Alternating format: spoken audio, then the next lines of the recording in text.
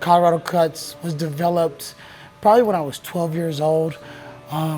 Couldn't find a haircut in Fort Collins. For my 12th birthday, I asked my mom for a pair of clippers and I started cutting hair then. It just developed into a passion and I've been cutting hair ever since. I am very conscious of everybody's sensitivities, whether that's their politics or family issues, things that go on in their lives, and I allow this to be a safe place for them to talk and to feel comfortable and understood, mostly just heard. I always let people know, I'm here to listen. You're sitting there, you're so close to them, and it's a very intimate setting. It's one-on-one, and they have 20 minutes to talk to you, and usually you kind of get into the deep stuff. I have a front view seat of their lives and what they're doing. I opened up during the pandemic, and it was scary. There was a lot of ups and downs. There were times where I think my first month I made $400. For a few months there, it was all me.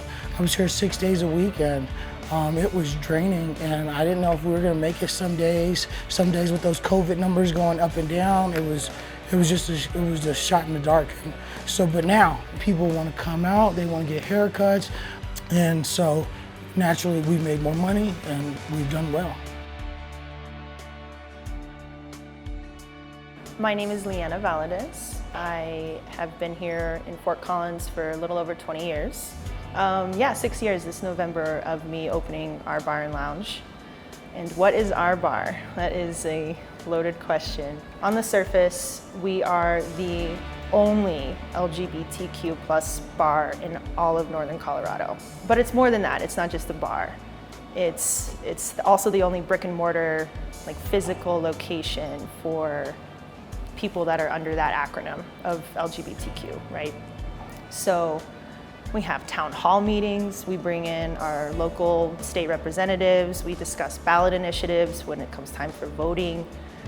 We've had weddings here, we've had memorials here, we've done charity auctions, we've done all sorts of stuff. I mean, what bar do you know hosts a town hall meeting, right? You don't normally mix politics and alcohol, that's a bad plan. But we pull it off, because it's the only community space that we have. There's been times where it's been really tough. That was, hurting my bank account. And then almost as if on cue, someone will come up and throw their arms around me and cry on my shoulder and tell me that this space means everything to them and that they feel like they can be who they really are. And that is just enough juice to get through the day and get through the month and the year and keep doing it because it's bigger than me.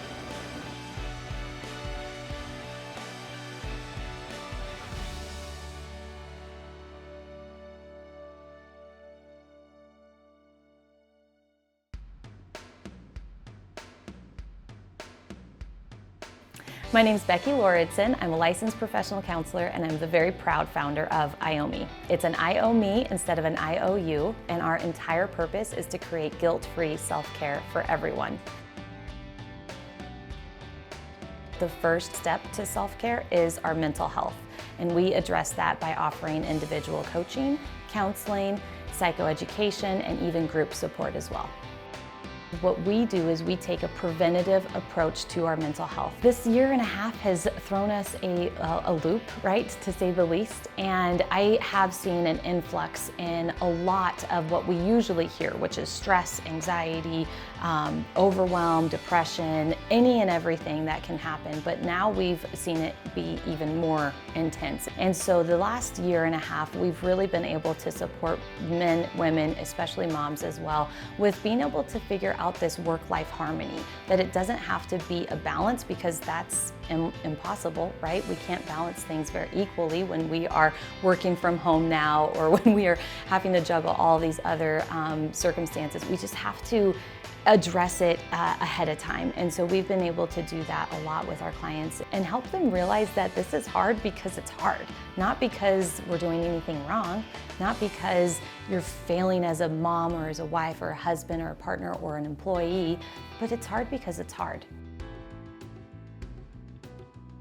Pues mi nombre es Janina Fariñas y mis antecedentes son de que soy psicóloga clínica y también la fundadora y la directora de la Cocina. Yo estaba como profesora en CSU en lo que es el campo de psicología, el campo de counseling o de consejería.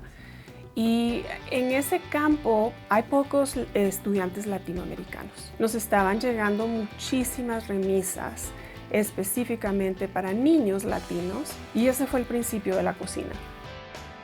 Entonces este es parte del trabajo que estamos haciendo mucho con niños chiquititos, es apoyarles. Yo sé que hemos visto con niños que es más difícil prestar atención. Trabajando con personas que han tenido mucho trauma o están teniendo muchas experiencias de estrés, no queremos decir qué es mal contigo, es más que qué está pasando, qué es esa situación. Queremos entender un poco más porque lo que estás experimentando es una reacción normal.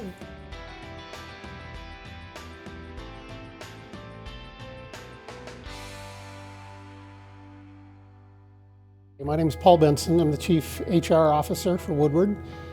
Woodward is a manufacturer in the aerospace and the industrial industries, and we are a prominent employer here in the Fort Collins area. We've got about 1,300 members in the greater Fort Collins area. One of the unique things about this pandemic has been the personal nature of it. We've had a large percentage of our population that doesn't have the luxury like some of the technology industry companies do or other industries have of working from home full time.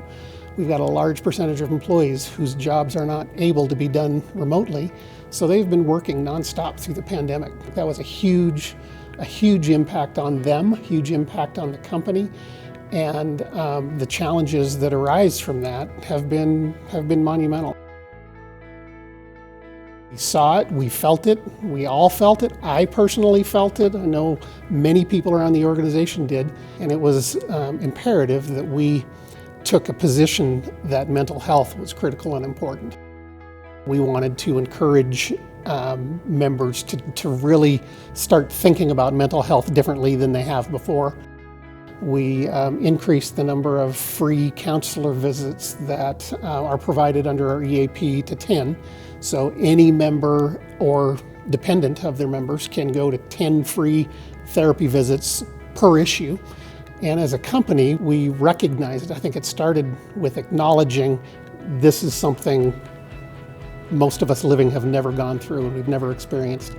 And how do we respond to that? How do our families respond to that? How do our friends, and how do our employers respond to that? There's been times where I didn't know that I could pull it off. Or maybe I wasn't the right person, or it seemed like such a huge labor of love. Hay creo que un narrativo muy fuerte sobre que los latinos necesitan más servicios de salud mental que otros grupos, y esto pues no es verdad. Por supuesto que nuestras comunidades están lidiando con problemas muy grandes y la persona necesita apoyo para poder atravesar ese mundo. We have people that were nervous to come into the building, people that were nervous to interact with people. And as a company, I'm proud of how we responded. So we're working through so many other things, and yes, they came to light because of the pandemic, but they're going to be free from it forever on out. You build a rapport with somebody and you get to trust them. It's a skill, and I've realized that that's very empowering for a lot of people, and I've seen it change a lot of people's lives. I really have.